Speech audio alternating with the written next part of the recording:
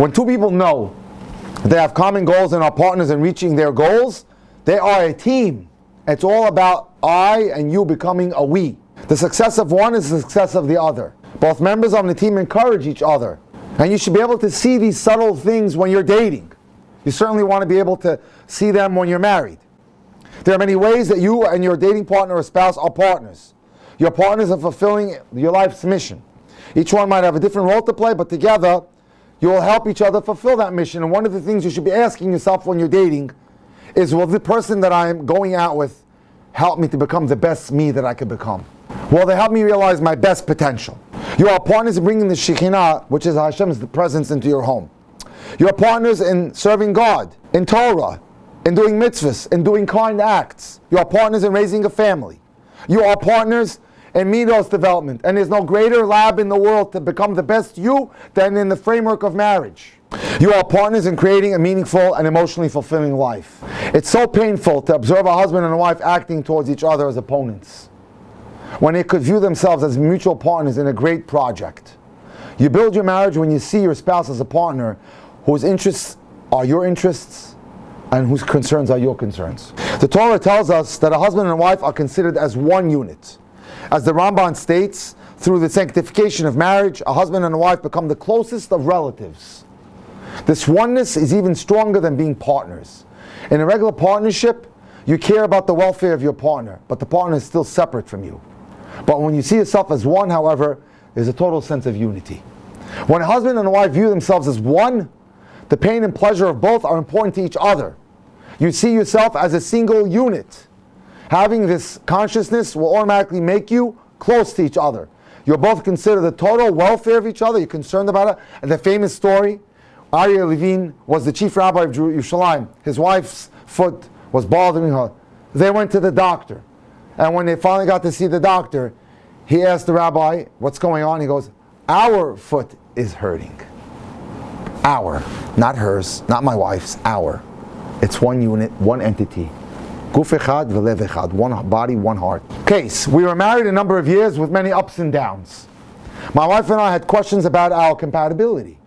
We weren't sure if we were right for each other.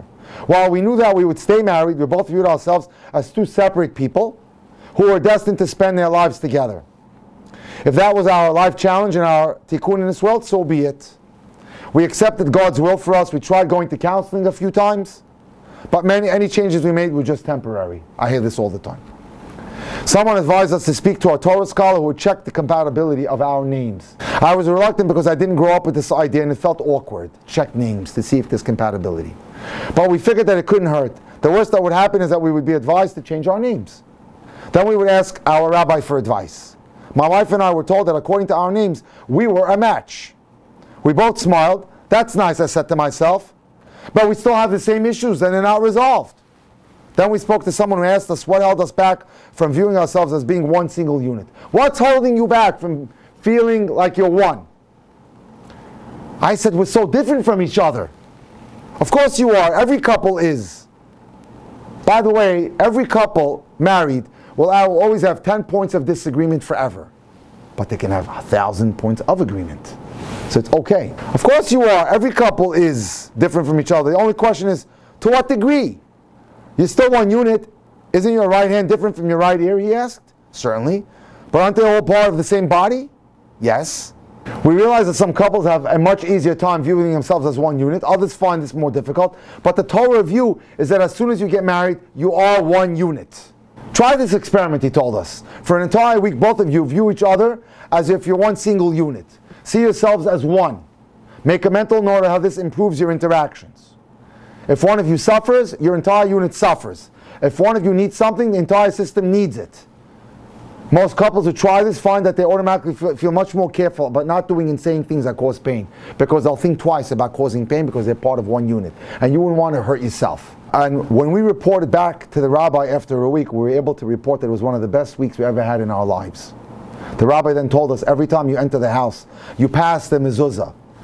It's a reminder that Hashem is one, and He made you as one. It's a beautiful thought.